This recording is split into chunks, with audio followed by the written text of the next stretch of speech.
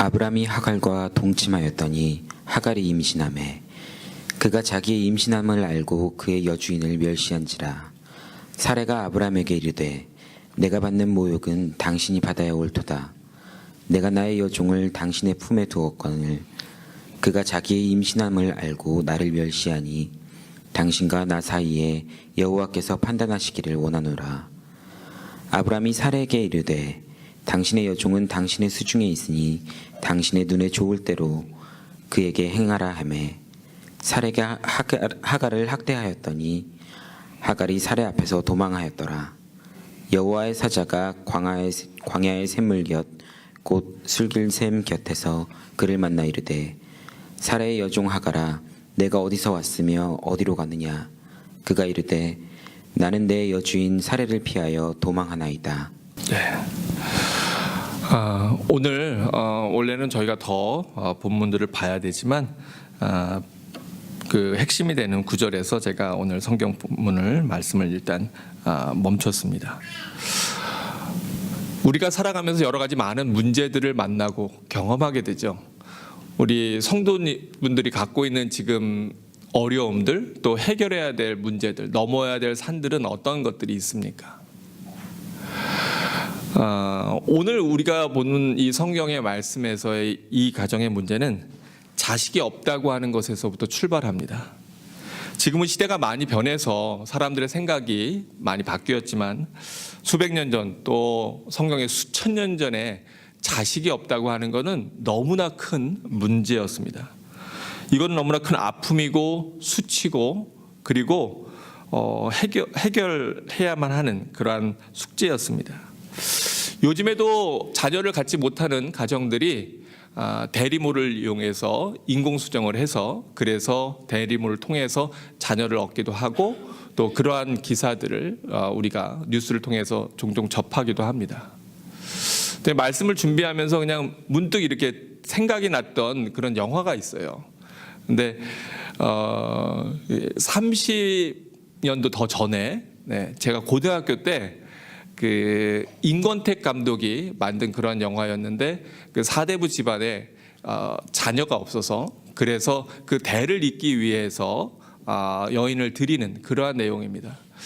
그 강수연이라고 하는 배우가 베니스 영화제에서 이것 가지고 여우주연상을 받았는데 그게 아시아에서 여배우가 받은 최초의 여우주연상입니다. 베니스 영화제에서. 그래서 그것이 화제가 되기도 했었고요. 여러분 근데 괜히 그게 그 미성년자 관람 불가 영화였기 때문에 오해는 말아 주십시오. 저 그때 고등학생이었고 그래서 그때 제가 본 게 아니고 한 10년도 더 후에 한국의 추석 명절인지 설 명절인지 모르겠는데 하여간 이렇게 그 별로 좋지 않은 장면들은 다 알아서 방송국에서 이렇게 잘라줘 가지고 그래서 이게 한국의 공중파에서 방영을 할 때 그 봤던 기억이 있습니다. 네, 진실로 네, 사실입니다. 그런데 그게 중요한 건 아니고 지금도 그러한 어려움을 겪는 가정들도 있을 수 있고요. 또 과거에도 이러한 것들이 굉장히 큰 문제였습니다. 그리고 거기 안에서 많은 비극이나 또 많은 고통이나 아픔들이 발생하기도 하죠. 근데 이 영화의 내용과 굉장히 비슷한 내용이 이 영화보다도 무려 수천 년 전에 우리가 알고 있는 성경의 창세기에 기록되어 있는 것을 알 수 있습니다. 오늘 우리가 읽은 이 본문 말씀에 보면 등장인물 셋이 등장해요. 3명이 등장하는데 성경 본문을 비춰보자면 누가 등장하죠? 아브람, 그리고 사레, 그리고 하갈이 등장합니다. 우리가 아는 대로 이때까지 아직 아브라함과 사라는 하나님으로부터 새 이름을 받기 이전에 아브람과 사레라고 하는 이름을 갖고 있습니다.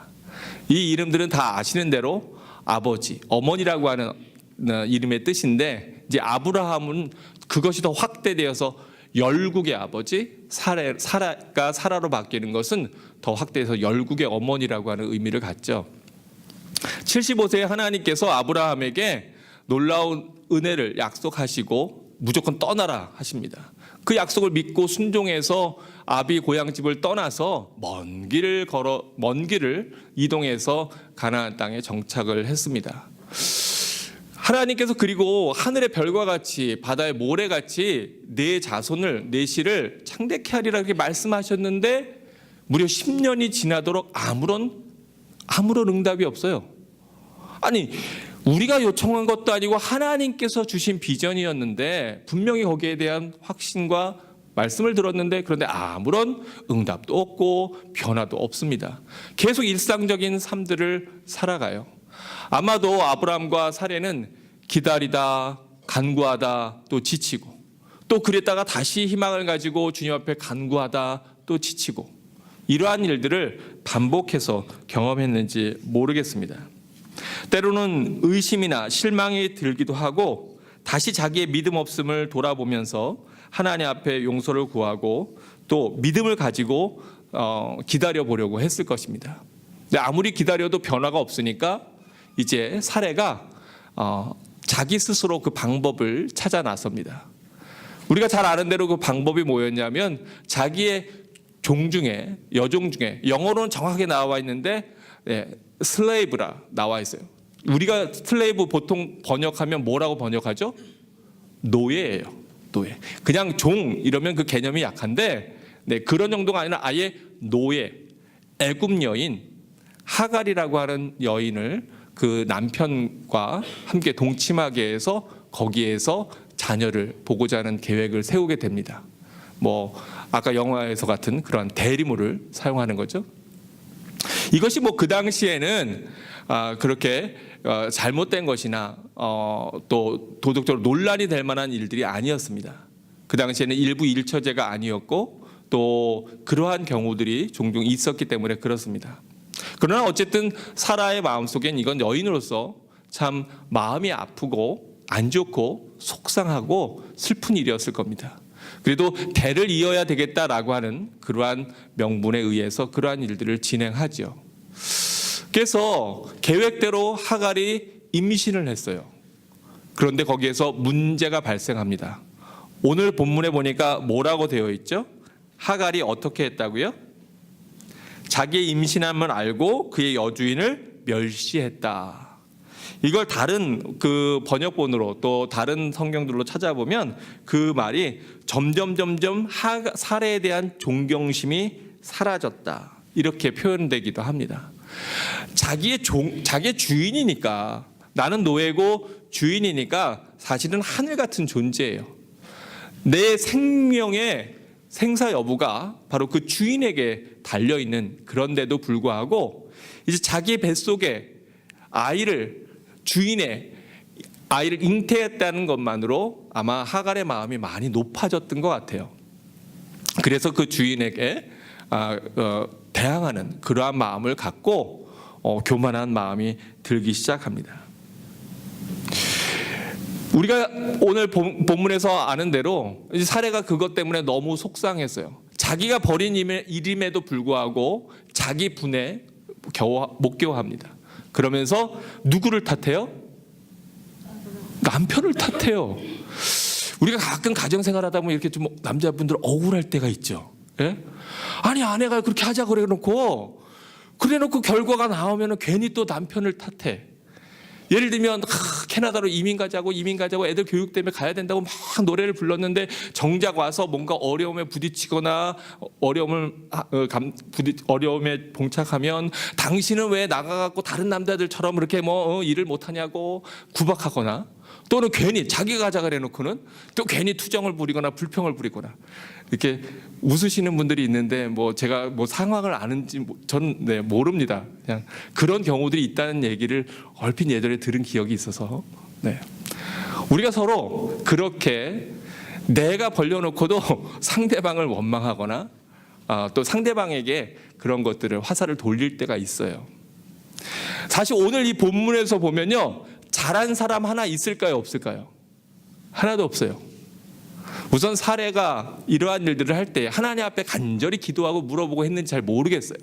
인간적인 마음과 인간적인 생각에서 했습니다. 아브라함도 아내가 그렇게 얘기하니까 인간적인 방법으로 그 일들을 해결해 보려고 했어요.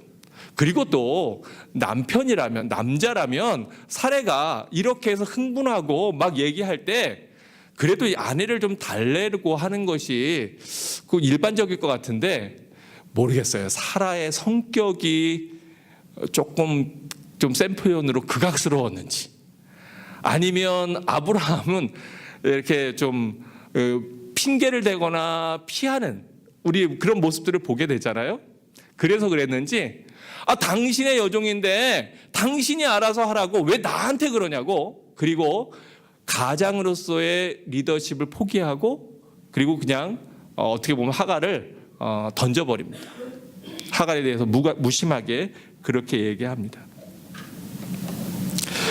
우리가 하나님을 믿는다고 할 때 때때로 사람에 대한 기대들을 갖죠. 아브라함이 누구고 사라가 누굽니까? 우리가 흔히 얘기하는 믿음의 조상이라 그렇게 얘기하잖아요. 그런데 그 사람들 사이에서도 우리가 가까이 보면 사실은 부족함이 있어요, 없어요? 있어요. 있습니다. 그것이 우리가 갖고 있는 인간으로서의 하나님을 멀리 떠난 타락의 본성이에요. 정말 저 사람 없으면 죽을 것 같아서 결혼해서 사는데 살아보니까 웬걸, 아닐 경우들이 있어요. 또 정말 좋은 친구라고 함께 동업을 했는데 근데 함께 일을 하다 보니까 갈등이 생기고 그리고 부딪힘이 생길 때도 있어요. 근데 그때 우리가 조심해야 될 게 있는데 뭐냐면, 그런 상대방이 더구나 교회를 다니는 신앙인이다. 그럼 자칫 잘못하면 우리가 누구에 대해서 함부로 생각하고 얘기할 수 있어요? 하나님에 대해서. 근데 오늘 이 본문에서도 마찬가지지만 대체 하나님이 뭘 잘못하셨냐고요. 요즘에 기독교가 세상으로부터 많은 비난을 듣지요. 잘못한 부분들이 많이 있습니다.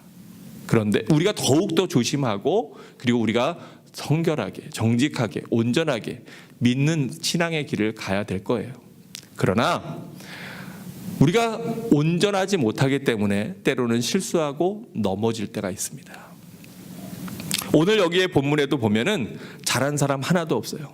하갈도 임신했다고 그렇게 교만해지지 않고 오히려 자기가 더 이렇게 썸밋했더라면 이러한 어려움에 봉착하지 않았을 것이고, 또 사례도 속상한 마음이 들었더라도 그 울분을 좀 참았으면 그렇게 크게 갈등이 빚어지지는 않았을 것이고, 아브라함도 그 가운데서 좀 중재를 하려고 애썼더라면 좀 나은 모습이 있었을 수도 있는데, 바로 믿음의 사람이라고 하더라도 우리들이 갖고 있는 연약함과 부족함 때문에 더 큰 사건이 벌어지게 됩니다. 결국은 사라의 학대에 못 이겨서 하갈이 그 집에서 대책도 없이 도망하게 되죠. 떠나버립니다. 광야로 나섰어요. 여러분 생각해 보십시오. 그 수천 년 전 그 이스라엘의 광야에 길이 있을까요? 여인숙이 있을까요? 호텔이 있을까요? 아니면 가게가 있어서 뭘 사 먹을 수가 있을까요? 얼마나 그것이 힘들고 어려웠으면 그 상황에서부터, 그것도 임신한 여자가 배가 부른 상태에서 그 거친 광야로 도망을 쳤겠습니까? 어떻게 보면 하갈도 참 대책 없어요. 그런데 사단은 우리로 하여금 그렇게 상황을 옥죄어서 우리로 하여금 죽음의 길로, 더 악한 나쁜 길로, 안 좋은 선택으로 내어 밀 때가 있습니다. 그래서 우리가 극단적인 생각을 조심해야 돼요. 살아도 그때 좀 참았더라면 어땠을까? 그런데 그런 상황에서 극단적인 생각, 한쪽으로 몰아버려서 더 이상 길이 없어 라고 외치면서 그냥 뛰쳐나가 버린 거예요. 우리들도 살면서 그러한 상황에 맞닥뜨릴 때가 있습니다. 근데 기억하십시오. 사방이 막혔을 때가 어떤 때냐? 바로 하늘 바라볼 때 하늘 문이 열리는 순간입니다.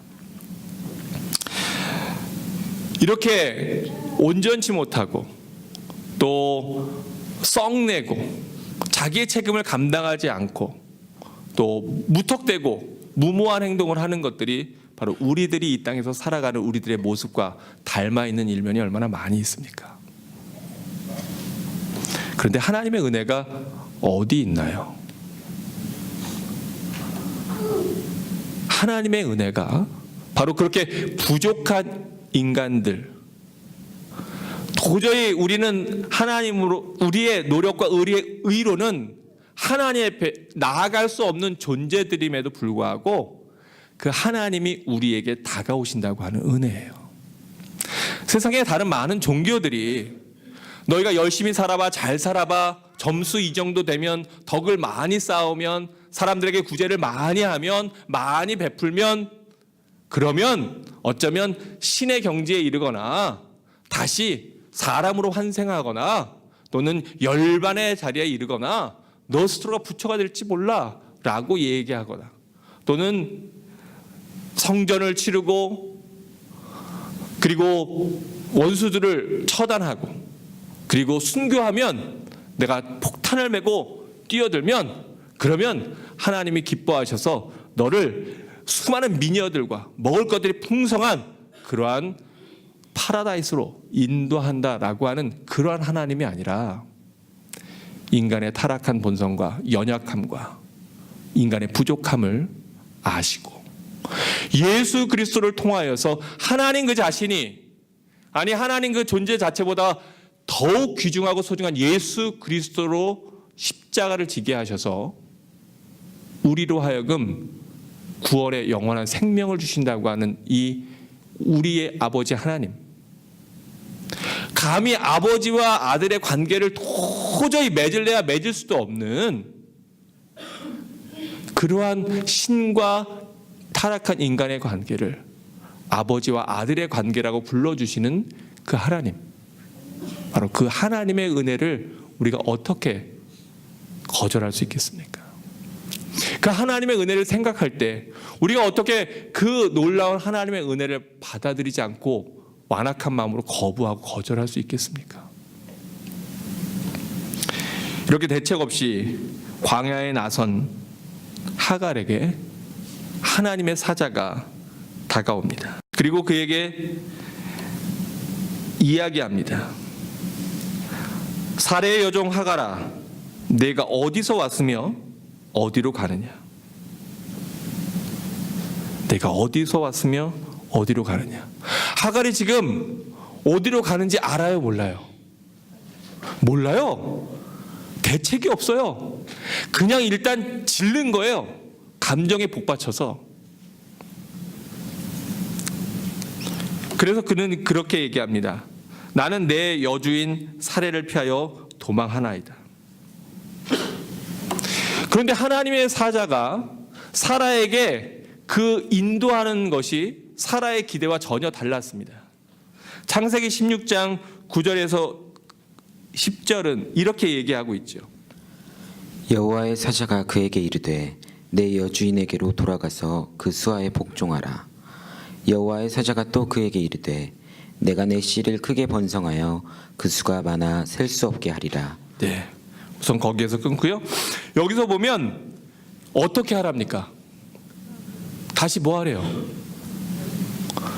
내 여주인에게로 돌아가서 그 수하에 뭐 하라? 복종하라. 다시 그 자리로 돌아가라는 거예요. 목적지도 없이 탈출한 곳인데 구박과 학대가 너무 심해서 더 이상 도저히 견디기가 힘들어서 임신한 몸으로 뛰쳐나온 그곳인데 그런데 거기로 돌아가라고 이야기합니다. 너의 삶의 자리를 회피하지 말아라. 너에게 부딪혀오는 생애 사건으로부터 도망치지 말라는 말씀입니다. 오히려 정직하게 온몸을 부딪혀서 거기에서 씨름하고 그것을 이겨내고 그 억울함과 고통 가운데에서 믿음을 가지라고 이야기합니다. 그런데 바로 그럴 때에 너의 그 억울함과 고통을 아시는 하나님이 너에게 새로운 소망을 주신다고. 오늘 성경 본문에 보니까 내가 내 씨를 크게 번성하여 그 수가 많아 셀 수 없게 하리라. 그렇게 말씀하고 있습니다. 너의 삶의 현장으로 돌아가라는 거예요. 어렵다고 힘들다고 도망치지 말라는 겁니다.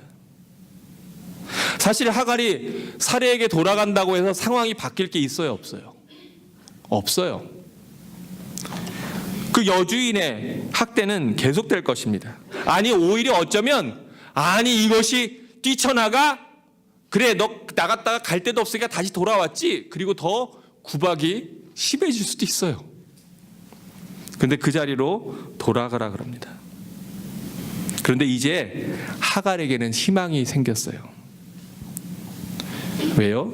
그 고통의 자리에서 누구를 만났기 때문에, 하나님을 만났기 때문에. 그리고 자기 뱃속에 뭐가 있어요? 새로운 민족의 씨가 있어요. 그래서 바로 새로운 소망의 약속을 하나님이 주십니다. 그래서 그 아들의 이름을 이스마엘이라 그렇게 이름하라고 이야기하는데, 그런데 그 이스마엘의 이름의 뜻이 뭘까요?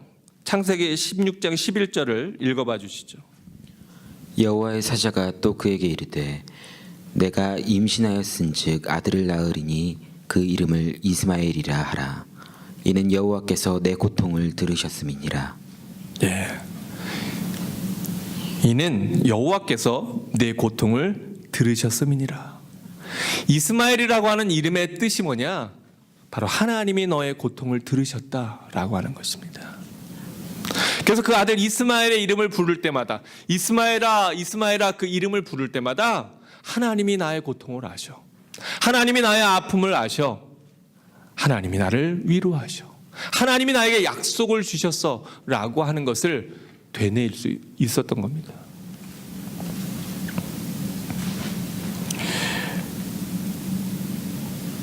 그러면서 하갈은 자기가 만난 하나님을 나를 살피시는 하나님, 부엘라 헤로이라 그렇게 부릅니다. 아무도 나를 돌보는 것 같지 않았는데, 버려진 것 같았는데, 어려서부터 노예로 모르긴 몰라도 아마 어쩌면 그 부모 때에서부터 노예로, 슬레이브로 그렇게 산 존재였을지 모르는데, 그런데 바로 그러한 가장 미천한, 그 누구도 거들떠보지 않는 그러한 자리에 있는 여인을 하나님께서는 관심하시고 돌보시고 하나님은 살피신다는 거예요. 그러면 이렇게 하갈을 살피신 하나님이 오늘 이 시간 여러분을 살피실까요? 안 살피실까요? 그냥 제가 물어봤다고 예의상 대답하지 마시고 여러분 중심으로 진심으로 한번 대답해 보십시오. 오늘 이 시간 하나님께서 여러분의 실수 가운데에서도, 여러분의 어리석음 가운데에서도, 여러분의 잘못된 선택 가운데에서도, 여러분의 죄악 가운데에서도 여러분을 살피실까요? 살피시지 않을까요? 살피십니다. 여러분 그 하나님의 사랑을 여러분 경험하십니까? 그 하나님의 사랑을 여러분 느끼십니까? 사실 오늘 하나님의 사자가 하갈에게 물은 이 질문은 우리 모두에게 물으시는 질문입니다. 우리뿐만 아니라 이 땅을 거쳐간 모든 인류에게 물으시는 질문일 것입니다. 내가 어디서 왔으며 어디로 가느냐? 너는 지금 대체 어디서부터 왔고 어디를 향해서 나아가고 있느냐? 너의 삶의, 너의 인생의 방향이 대체 무엇이냐? 너의 삶의 목적지가 어디냐? 여러분의 삶의 목적지는 밴쿠버입니까? 여러분 삶의 목적지는 영주권이나 시민권자입니까? 여러분 삶의 목적지는 큰 기업을 이루고 큰 부자가 되어서 큰 우리 집, 저택 같은 우리 집입니까? Where have you come from and where are you going? 사실은 인간 존재의 아주 실존적인 질문입니다. 대체 어디에서 와서 어디로 가는가? 옛날에 이런 명곡이 있었죠. 인생은 나그네 길 어디서 왔다가 어디로 가는가?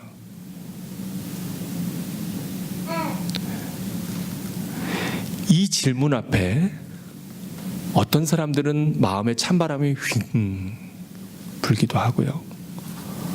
또 어떤 사람들은 감격의 눈물을 흘릴 수도 있을 것입니다. 여러분은 대체 어디로부터 와서 어디로부터 갑니까? 우리 인간은 어디로부터 나서 어디로부터 갑니까?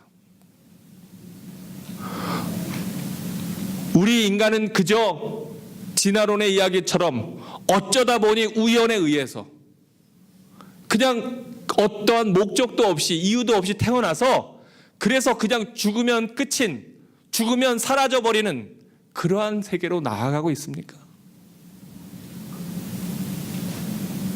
그런데 성경은 바로 이것에 대해서 아주 분명하게 이렇게 이야기하고 있는 것을 우리가 볼 수가 있습니다. 이는 만물이 주에게서 나오고 주로 말미암고 주에게로 돌아감이라. 그에게 영광이 세세에 있을지어다. 아멘. 우리 다 함께 읽어볼까요? 함께 읽습니다. 시작. 이는 만물이 주에게서 나오고 주로 말미암고 주에게로 돌아감이라. 그에게 영광이 세세에 있을지어다. 아멘. 성경은 분명히 바로 우리는 주님으로부터 왔고 바로 주로 말미암고 또 주님께로 돌아가는 존재라 그렇게 기록하고 말씀하고 증언하고 있습니다. 성경은 이 세상의 창조 자체가 바로 하나님으로부터 말미암았다고, 하나님의 말씀으로 시작되었다고 우리에게 분명하게 선언하고 있습니다. 그리고 이 땅에서의 삶이 끝날 때에 절반의 낮과 절반의 밤이 지나고 나면 영원한 빛과 또는 영원한 어둠의 세계가 우리 앞에 놓여져 있다고 그렇게 말씀하고 있습니다. 바로 우리 믿는 자들에게는 내가 어디로부터 왔다가 어디로부터 가느냐라고 하는 이 질문에 대해서 바로 내가 우리 하나님으로부터 나와서 내 하나님께로 나의 주님께로 돌아갑니다라고 하는 고백을 할 수 있지만, 그러나 우리의 영적인 아버지가 없는 또는 그저 겉으로의 신앙생활이 아닌 교회 생활만 하는 그러한 심령들에게는 여기에 대한 분명한 대답을 할 수 없을 겁니다. 네, 여러분, 이 대답을 하지 못하면 그 인생길은 방랑길입니다. 왜요? 목적지가 없기 때문에. 어디로 가는지 모르고 이리저리 헤매면서 뭔가 분주하게 열심히 인생을 살아왔는데 그런데 결론이 없어요. 목적지가 없어요. 그저 발길 닿는 대로 정처 없이 떠돌다가 사라져가는 그러한 슬픈 인생이 되어버리고 말 거 아닙니까? 그런데 그 목적지가 우리 하나님께로 있다면 바로 그것은 성지를 찾아가는 순례자의 발걸음이 될 것입니다. 여러분의 발걸음은 지금 방랑길입니까? 아니면 순례의 길입니까? 분명히 믿기는, 바로 우리 믿는 사람들은 바로 이렇게 하나님 앞에서 순례의 길을 걸어가는 순례자로 살아감을 우리가 믿으시길 주의 이름으로 축원합니다. 바로 그 순례자의 발걸음으로 나아갈 때 삶에서 어려움과 고통과 아픔이 있을지라도 한 걸음 한 걸음 내딛으면서 그 발걸음 가운데 하나님의 동행하심과 하나님의 주시는 소망과 하나님의 기쁨이 우리 안에 감사와 풍성함으로 남아있게 될 것입니다.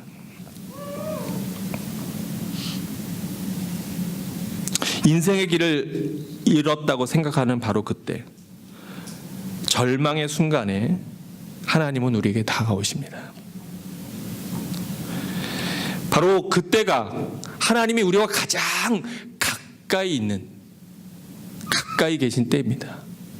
어쩌면 우리가 아직도 우리 마음속에, 우리의 심령 속에 하나님에 대한 온전한 인식과 만남을 갖지 못했다면 지금까지 우리의 삶이 그래도 믿을 구석이 있는, 그래도 뭔가 의지할 것이 많이 있기에 정말로 생명을 걸고 주님 앞에 매달리지 않아도 되는 그러한 편안한 삶이었는지, 또는 나태한 삶이었기 때문에 우리가 그렇게 하나님을 만나지 못하는지 모릅니다. 그런데 오늘 성경을 통해서도 하나님이 우리에게 보여주시는 아버지의 사랑은 어떤 것입니까? 마태복음 12장 20절과 21절에서 성경은 바로 예수 그리스도의 우리를 향한 사랑을 이렇게 표현하고 있습니다. 상한 갈대를 꺾지 아니하며 꺼져가는 심지를 끄지 아니하기를 심판하여 이길 때까지 하리니 또한 이방들이 그의 이름을 바라리라 함을 이루려 하심이니라. 아멘. 오늘 하갈의 이야기와 여러분 이 말씀을 한번 대비해서 보십시오. 상한 갈대, 아무짝에도 쓸모없는 그 갈대를 꺾지 않으십니다. 이제는 생명의 소망이, 삶의 소망이 다 사라져서 그저 작은 불씨만 남아있는, 꺼져가는 그 심지를 우리 주님께서는 끄지 아니하십니다. 왜냐하면 바로 하나님을 모르던 이방들이 주님의 이름을 바라기를 원하시기 때문에 그렇습니다. 상한 갈대를 꺾지 아니하시고 꺼져가는 심지를 끄지 아니하시는 주의 사랑, 오늘도 우리를 살피시고 돌보시는 하나님의 사랑이 우리와 함께 있습니다. 혹시 오늘 말씀을 듣는 여러분 가운데 하갈과 같은 상황에 놓여 있다면 그 고통 가운데에서 하나님께 부르짖으십시오. 제가 왜 부르짖으라고 이야기합니까? 하갈이 바로 하나님 앞에 그 고통 가운데 부르짖을 때 하나님께서 그 고통을 들으셨다고 말씀하지 않습니까? 바로 그때가 하나님 앞에 우리가 cry out, 부르짖을 때입니다. 그러면 하나님께서 들으십니다. 애굽의 노예 여자인, 하찮은 미천한 그 노예 여자아이가 부르짖는 그 부르짖음도 들으시는 하나님께서 왜 우리의 부르짖음을 듣지 않으시겠습니까? 어쩌면 오늘 말씀을 듣는 여러분 가운데에서는 이것은 자기의 얘기로, 자기의 상황으로 들리지 않는 분들도 있을 수 있을 것입니다. 그러나 우리 주변에 이렇게 상한 갈대와 꺼져가는 심지어 같은 사람들이 분명히 있습니다. 그 사람들에게, 우리가 절망에 빠져 있는 사람들에게 해줄 이야기가 무엇이겠습니까? 지금도 이 땅에 하나님에 대한 하늘 소망을 갖지 못하고 어디로부터 와서 어디로 가는지 알지 못하는 많은 사람들이 있습니다. 결국은 길을 잃은 그 사람들, 또 제가 처음에 언급했던 그 영화에서 나오는 마지막 장면, 거기에 옥녀와 같이 결국은 자기 스스로 자기의 목숨을 끊어버리는 끔찍한 그러한 절망의 상황에 나아갈 수밖에 없는 우리 주변의 사람들이 있을 것입니다. 그런데 바로 그 사람들에게 우리가 그리스도의 증인으로 나아가야 되지 않겠습니까? 여러분, 사실 우리가 외국 생활하면서 어려움을 겪을 때, 하갈처럼 무시당할 때, 울컥하고 뭔가 올라올 때, 화가 날 때, 내가 영어 좀 못한다고 무시를 당하고 당신도 한국말 할 줄 알아? 이런 마음이 올라올 때 여러분 잊지 않으셨습니까? 해결해야 되는 일들이 해결되지 않고 오히려 멀리 돌아가는 것처럼 힘들 때, 여러분 그럴 때 없으셨습니까? 고국으로 돌아가고 싶었던 그런 때도 있었을 것입니다. 왜요? 바로 이렇게 외국에서 산다고 하는 것이 때로는 광야 또는 사막에서 사는 것처럼 막막하게 느껴질 때가 있기 때문 아닙니까? 그 갈증을 참을 수 없을 때가 있습니다. 하갈처럼 주저앉아 울고 싶을 때 있지 않으셨습니까? 그런데 바로 그때에 하나님께서 여러분의 울음소리를 들으시고 이곳 캐나다 땅에서 조금 거칠게 표현하자면 외국인 노동자로 살아가는 우리들에게 하나님께서 다가와 주시고 만나 주시고 우리의 손을 잡아 주시고 내가 너를 살핀다고, 부엘라 헤로이, 나를 살피시는 하나님의 음성을 들려주시는 그 하나님의 음성을 여러분 듣고 바로 여기까지 오신 것 아닙니까? 바로 이렇게 하나님이 공급해 주시는 그 은혜의 생수를 공급받아서 우리가 여기까지 왔다면, 지금도 척박한 현실 가운데 싸우고 미래를 개척하면서 소망 가운데 우리가 나아가고 있다면, 하나님 앞에서 살아있는 간증을 쓰고 있는 우리들의 모습일 것입니다.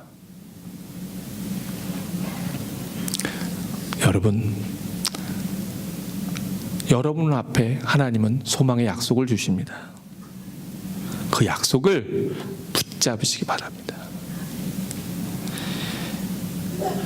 바로 그 소망 때문에 오늘도 우리는 살아갑니다.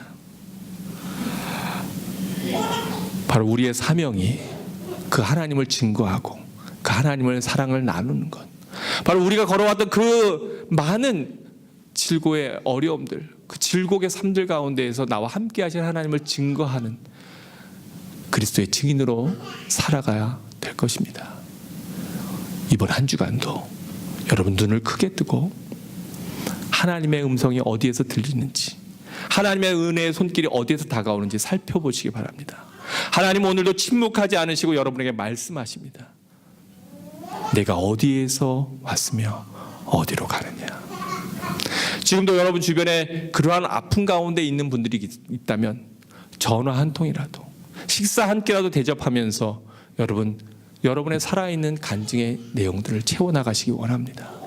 바로 그것이 우리가 이 땅에서 살아 숨쉬는 이유요, 그것이 우리가 그리스도의 증인으로 살아가는 사명이기 때문에 그렇습니다. 하나님이 주시는 메시지, 바로 이것을 여러분 마음 깊이 들으시고 이번 한 주간 하나님의 은혜에 감격하여 감사하며 기쁨으로 살아가고 아픔 가운데 있는 이웃들을 위로하는 우리 사랑하는 라이프교회 모든 성도들 되시기를 주의 이름으로 축원합니다. 우리 시간 눈을 감고 함께 기도하기 원합니다.